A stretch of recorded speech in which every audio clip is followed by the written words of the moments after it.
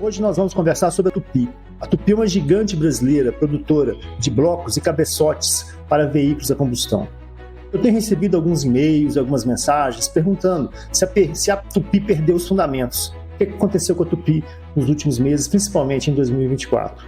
Então, eu vou responder essa pergunta. Eu vou fazer a avaliação econômico-financeira da Tupy e vou te responder se ela perdeu os fundamentos ou não, ok? Se você gosta desse tipo de conteúdo, já dá um like aí e bora lá para mais um vídeo. Meu nome é Igor Rolandim e o objetivo desse canal é um só: te ajudar a ganhar dinheiro. Mas como é que eu vou fazer isso? Muito fácil. Eu vou te fornecer informações que você não tem em nenhum canal do YouTube. Eu vou te passar informações que eu estudei e que eu gastei muitas horas de análise. Eu vou falar dos riscos, eu vou falar da situação financeira, eu vou falar do negócio, do business, ok? Você vai gostar demais. Existem vários vídeos no canal. Já dá um like aí, se inscreve no canal e bora para mais um vídeo. Antes da gente entrar na parte financeira, vamos explicar aí o que é Tupy, que empresa que é essa. A Tupy é referência mundial na fabricação de blocos e cabeçotes para motores a combustão, né? É uma empresa muito grande. No ano de 2023 ela faturou mais de 11 bilhões de reais. O seu mercado consumidor, o maior mercado é a América do Norte, é os Estados Unidos.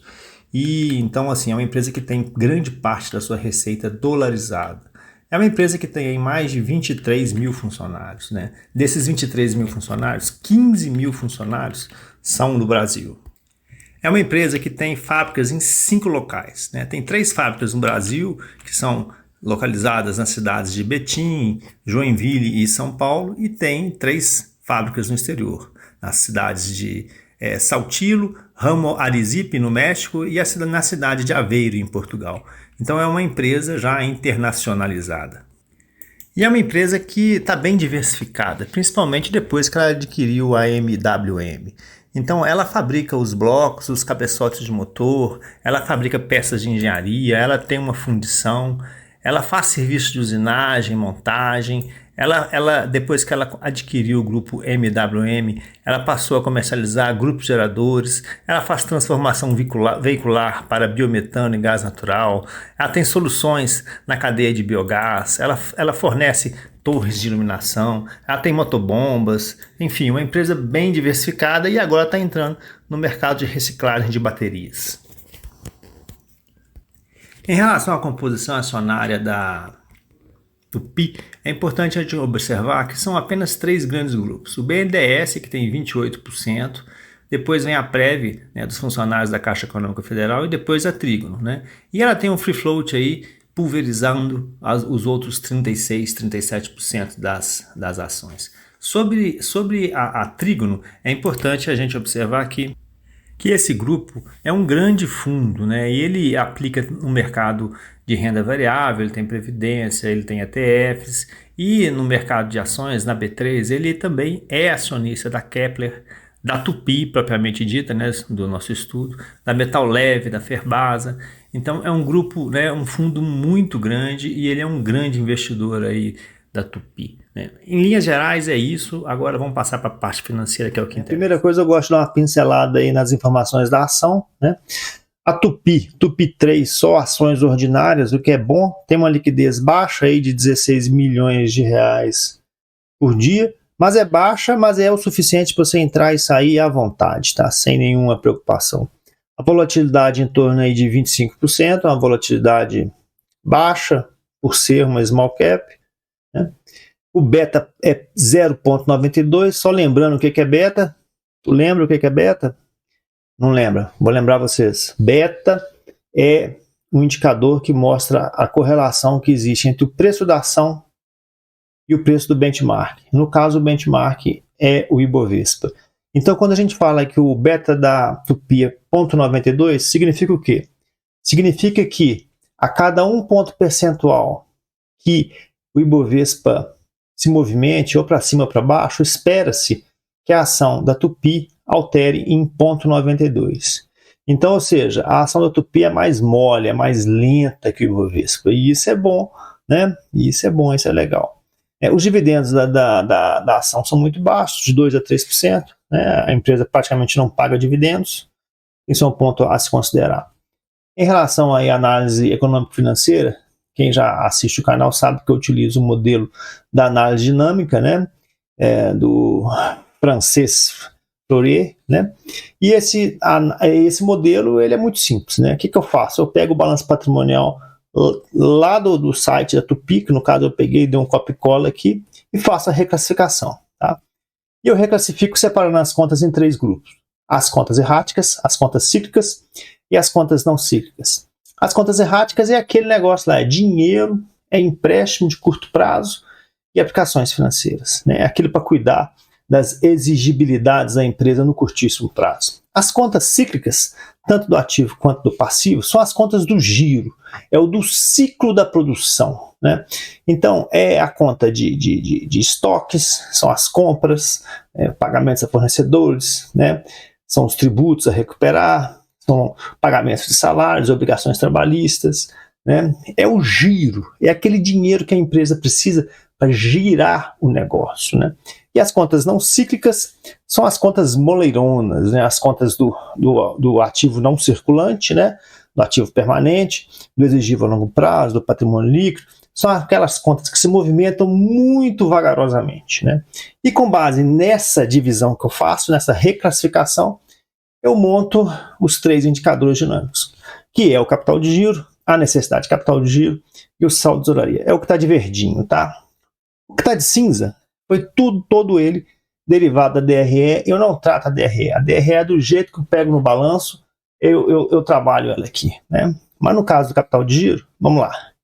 Vamos interpretar esse capital de giro e essa necessidade de capital de giro da Tupi. A gente olhando assim, a gente percebe o capital de giro crescente, a necessidade de capital de giro crescente, o saldo de tesouraria crescente. Todos eles aparentemente com uma inclinação semelhante. Mas assim, o número às vezes engana. Eu gosto de ver a tendência no gráfico, né? E aí o gráfico? Olha aí. Como é que tá? Vamos ver. Ok, sem problema. Vamos lá? Vamos interpretar o gráfico. A linha verde aqui é do capital de giro. Você vê que o capital de giro ele é crescente, saindo aí de seus 1,8 bi, chegando lá nos 4 bilhões. De dezembro de 23 para cá, ele saiu de 3 para 4, o que é muito bom. Depois nós vamos ver por que ele subiu 1 bilhão de reais em 9 meses, né? A necessidade de capital de giro ela é crescente, ela é normal, está acompanhando o capital de giro, uma inclinação mais frouxa, mais branda, né? Isso é bom, né? Você ter as inclinações da necessidade de capital de giro, né, menor do que a inclinação do capital de giro próprio é bom, né? E o saldo de tesouraria, que é a linha amarela, amarelo do ouro, amarelo da riqueza, né? Você vê que de dezembro de 23 para cá, ela teve um acréscimo. Então, ou seja, capital de giro próprio cresceu mais do que proporcionalmente, saldo de tesouraria cresceu mais do que proporcionalmente. Olhando aqui, eu falo para você o quê? Uma empresa ok, que aparentemente, de dezembro de 23 para cá, ela até melhorou os fundamentos, tá? Ela não piorou, ela melhorou. Apesar do mercado ter ficado nervoso aí nos últimos dias, com a divulgação do balanço do terceiro trimestre de 24, mas eu olhando o gráfico, eu falo assim, olha, os fundamentos são os mesmos, e ela está até um pouquinho melhor, né? Porque ela está com mais caixa, e ela está com um capital de giro mais forte, né? Mas, enfim, vamos ver a conta aberta para ver se tem alguma surpresa. Tá aqui a conta de necessidade de capital de giro, eu já circulei aqui em verdinho aí os 2 pontos mais importantes. A gente percebe que é o quanto você recebeu os estoques. Essas 2 contas estão consumindo mais recursos, né? Então você pega aqui o quanto você receber, era 1,8, passou para 2,1, estoques era 2, passou para 2,100 mais ou menos, 2,1 mais ou menos, né? Então aqui teve um aumento da necessidade de capital de giro saindo de 2 bi indo para 2,5 e está diagnosticado aqui já, né? A necessidade de capital de giro aumentou porque ela está vendendo mais a prazo, financiando mais os seus clientes e está com um estoque maior, ok? Isso é fato. As outras contas, variação praticamente irrelevante, né? A gente pode fazer a mesma conta no capital de giro, a gente vai ver o quê?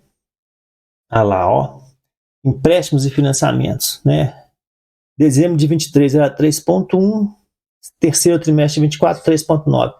Aqui, vocês lembram que quando eu falei aqui, o capital de giro ele tinha dado um pulo aqui, de dezembro de 23 para setembro de 24, está diagnosticado, é isso aqui. a empresa fez contratação de empréstimo de longo prazo. Eu não sei que tipo de empréstimo que ela fez, se foi uma debêntures, ou se foi algum banco internacional, eu não tive tempo para olhar isso, mas não ia alterar o raciocínio também, tá, gente? Mas percebe-se que foi isso, né? Teve uma variaçãozinha aqui de ajustes de avaliação patrimonial irrelevante, lucros e prejuízos também era 0, passou para 180, normal, são os lucros do ano, né?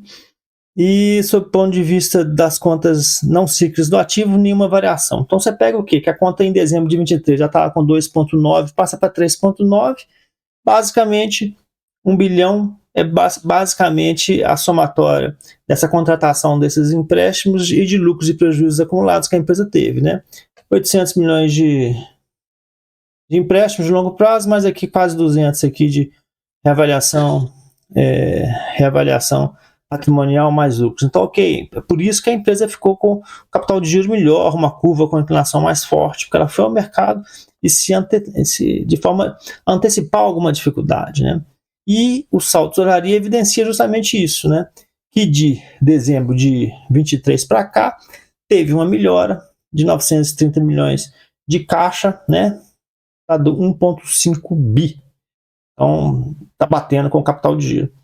O resultado da empresa, vamos olhar com cuidado, porque pelo seguinte, que se não tem problema nas contas patrimoniais, e se o mercado ficou meio nervoso, talvez o problema esteja nas contas de resultado. E está, né? Então vamos lá? E não está no EBIT, tá? Não está no resultado operacional. Se a gente comparar aqui o resultado operacional de 2023, o resultado operacional acumulado do terceiro, né, com o terceiro trimestre de 24, né, você pega aqui, era 7,3, passou 7,9, né? Então, ou seja, a empresa está dando mais dinheiro. E ela está dando mais dinheiro porque o seu CMV diminuiu de 83 para 81, né? Então, tu pega aqui, só para acompanhar o raciocínio, né? O EBIT, o resultado operacional, ele melhorou de 7,3 para 7,9, basicamente porque o CMV diminuiu, ok? Passando de 83% para 81%. Isso é bom, né? Diminuiu 1,4 em CMV, é muito dinheiro, né? Porque é sobre o faturamento inteiro, né? E o problema está aqui, né? Do resultado, né? No ano passado, a empresa teve um resultado financeiro no ano inteiro negativo em 290 milhões, esse ano já está com 311. Né? E no ano passado, o ano inteiro, ela pagou 21 milhões de impostos, né, federais, e aqui só 154. Mas por que pagou tão pouco imposto aqui? Eu fui lá na conta e vi que era um diferido. Né? Então, ou seja, ela teve um efeito de caixa. O imposto existiu, mas ela tinha um diferido para compensar, compensou. Né? E isso tudo impactou no lucro líquido. Né? No ano passado ela teve um lucro líquido de 4,5%, né? E agora está com um lucro líquido de 2,2%. Mas por que esse lucro líquido foi tão pequeno? Né? Por causa do resultado financeiro e por causa da ausência de diferido. Gente, então, tá, é ruim. A gente tem um resultado no ano passado de 4,5% e bateu o olho esse ano no acumulado 2,2%. Mas uma parte da resposta é a questão dos impostos. Isso aí é uma coisa do passado, né? É diferido. Então, assim, foi feita uma compensação agora em 2023, em 2024 não tinha mais. E a questão do resultado financeiro, realmente a empresa tem pago mais juros esse ano. Mas, enfim, é isso. Né? Avaliando, a empresa, vou voltar aqui nos indicadores dinâmicos, né? Sob o ponto de vista das contas patrimoniais, né? E sob o ponto de vista da DRE, não percebo perda de fundamentos. Tá? Uma empresa que mantém seus fundamentos de 2023, né? Ela está ok, bem administrada, está com liquidez, capital de giro crescendo maior que a necessidade de capital de giro, tem caixa, né? Não tem grandes investimentos para fazer, e então eu percebo como um equívoco aí a tensão que aconteceu aí nos últimos dias em relação à perda de valor da companhia. Tá? E essa é a minha avaliação. Uma empresa ok, que não perdeu os fundamentos em 2024 até o momento. Mas vamos acompanhando, porque tudo pode mudar. Né? Enfim, essa é a minha avaliação. Então, agora vamos responder a pergunta, né? O que está acontecendo com a Tupi? Ela perdeu os fundamentos? Está na hora de vender Tupi? Está na hora de comprar Tupi? Então, vamos por partes? Ela perdeu os fundamentos? Vou responder essa pergunta primeiro. Não.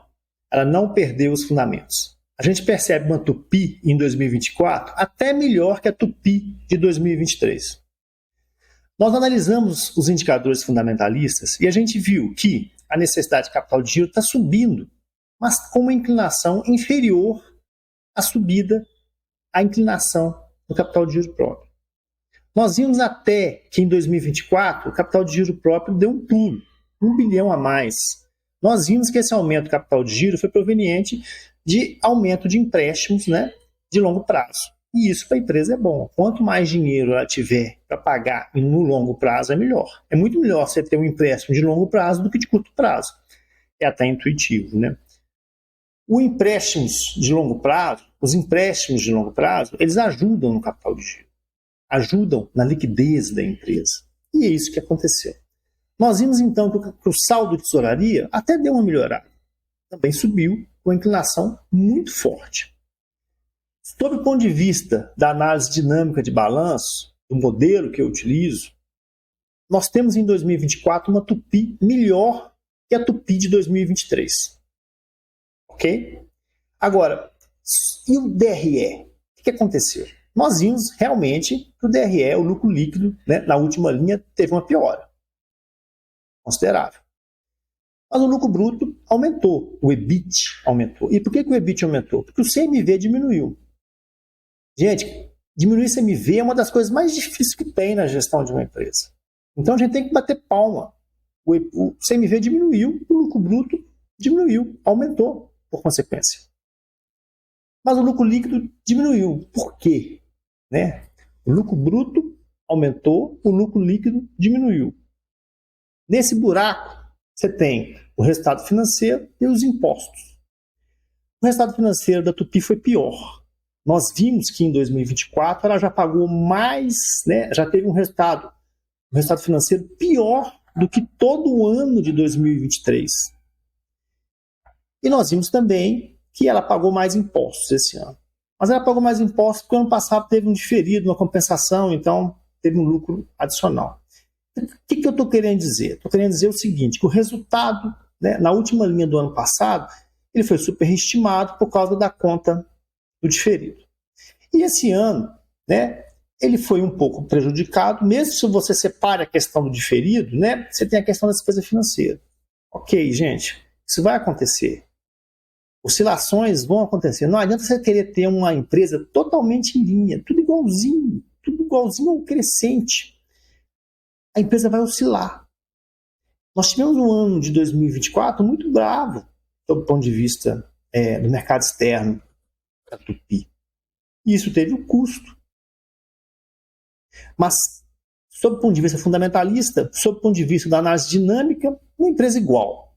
Ok? Igualzinho. Agora eu vou responder a segunda pergunta. Vale a pena vender? Vale a pena comprar? Então vamos lá. Vender. Eu acho o seguinte. Se você está comprado em Tupi, se você comprou as ações da Tupi com base no longo prazo, né?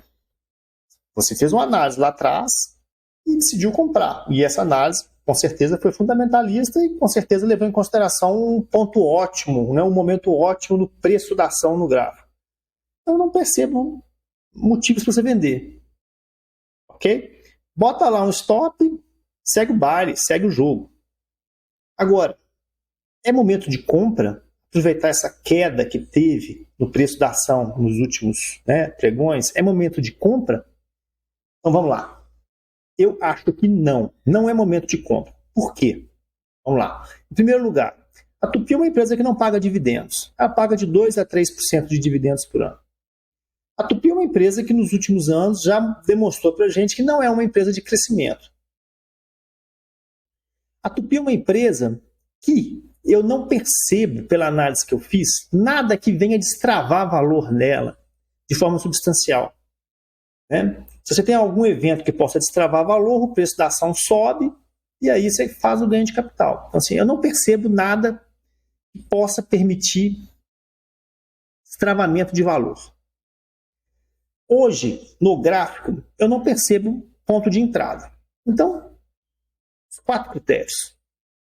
Não paga dividendo, ela não é uma empresa de crescimento, não percebo nada de destravamento de valor para os próximos períodos, e o ponto gráfico não é ponto de entrada. Então, assim, não percebo, então, não vejo como recomendável compra de Tupi nesse momento. Quem está no baile, segue o jogo, quem não está, não entra, ok? Mas sob o ponto de vista dos fundamentos, nós temos uma Tupi igualzinha a Tupi de 2023, quiçá um pouco melhor, talvez um pouco melhor. Ok? Não fiquem preocupados. Às vezes o mercado exagera numa avaliação. São avaliações precipitadas, né? Então, tenhamos cuidado. Se você é um investidor de longo prazo, se você investiu em Tupi com base em critérios fundamentalistas, não houve alteração. Não vai ser isso que vai ensejar a sua saída do papel. Você pode sair por outros motivos. Ok? Olha, o vídeo hoje foi mais curto, porque foi uma pergunta muito específica, né? O que está acontecendo com a Tupi se ela tinha perdido os fundamentos. Então, por isso o vídeo foi mais curto. Agradeço muito vocês pela audiência, por me escutar. Muito obrigado. Fiquem com Deus.